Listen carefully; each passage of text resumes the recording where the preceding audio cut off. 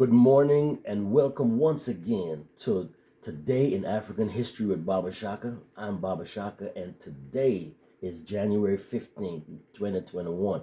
And as we know, today is the birth anniversary of one of our great ancestors, Dr. Martin Luther King Jr., who was born on this day back in 1929.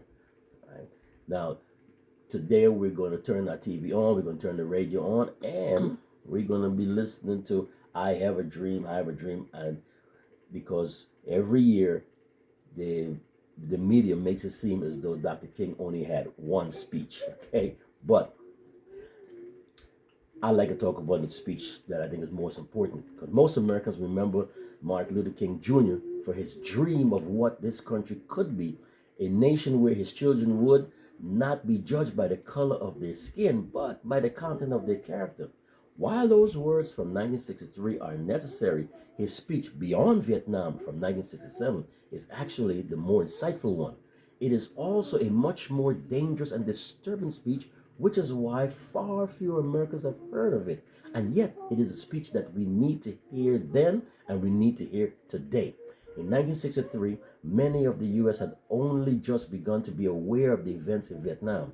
By 1967, the war was at its peak with about 500,000 American soldiers in Vietnam. The U.S. would drop more explosives in Vietnam, Laos, and Cambodia than it did on all of Europe during World War II. And the news brought vivid images depicting the carnage inflicted on Southeast Asian civilians, hundreds of thousands of whom would die. It was in this context that Dr. King called the U.S. the greatest purveyor of violence in the world today. Did you hear what I said? The greatest purveyor of violence in the world today. Many of Dr. King's civil rights allies discouraged him from going public with his anti-war views, believing that he would prioritize the somewhat less controversial domestic concerns of African Americans and the poor.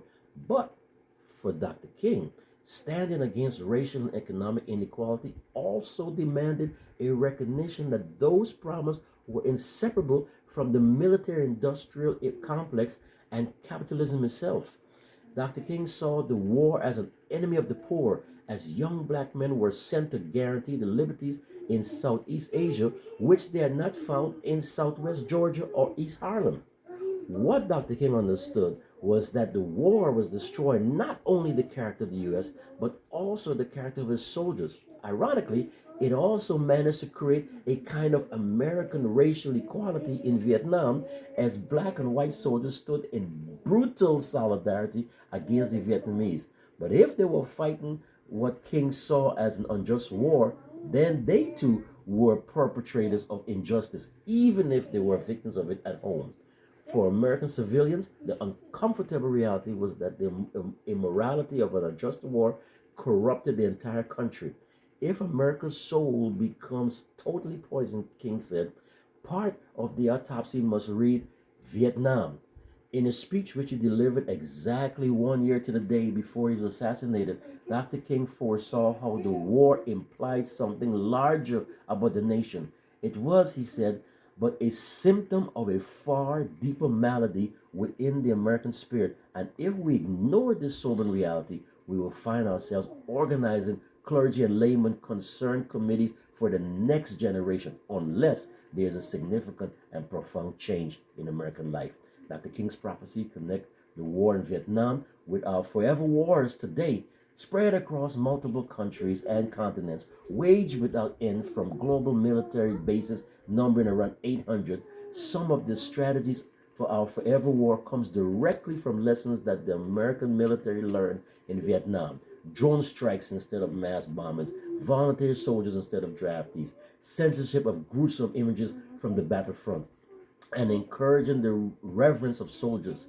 You can only draw a line from the mantras of thank you for your service and support our troops to American civilians' regret about not having supported American troops during the war in Vietnam.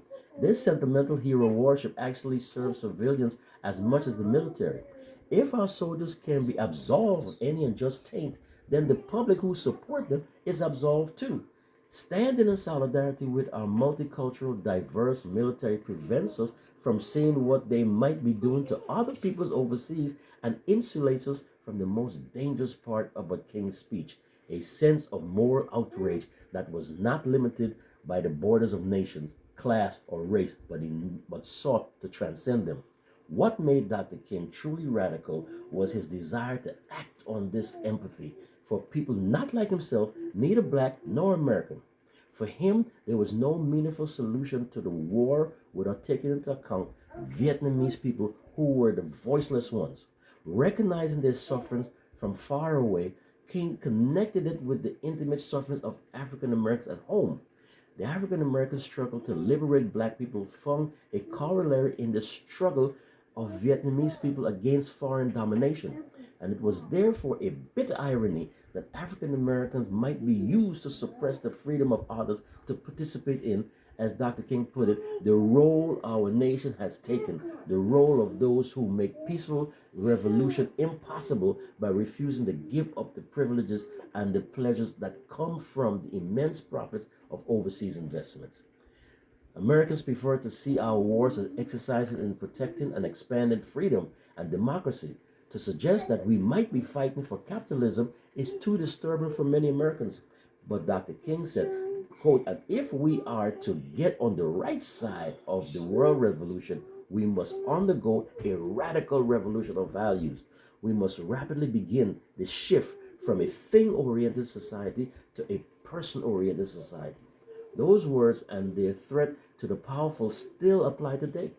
For the powerful, the only thing more frightening than one revolution is when multiple revolutions find common cause. The revolution that Dr. King called for is still unrealized, while the giant triplets of racism, extreme materialism, and militarism are still working in brutal, efficient solidarity. He overlooked how misogyny was also an evil, but perhaps if he had lived, he would have learned from his own philosophy about connecting what seems unconnected without recognizing those who are unrecognized. Too many of today's politicians, pundits, and activists are satisfied with relying on one-dimensional solutions, arguing that class-based solutions alone can solve economic inequality, or that identity-based approaches are enough to alleviate racial inequality. Dr. King argued that for an ever-expanding moral solidarity that would include those we think of as the enemy, quote, here is the true meaning and value that compassion and nonviolence when it helps us to see the enemy's point of view. For from the view we may indeed see the basic weakness of our own condition, and if we are mature, we may learn and grow and profit from the wisdom of our brothers who are called the opposition.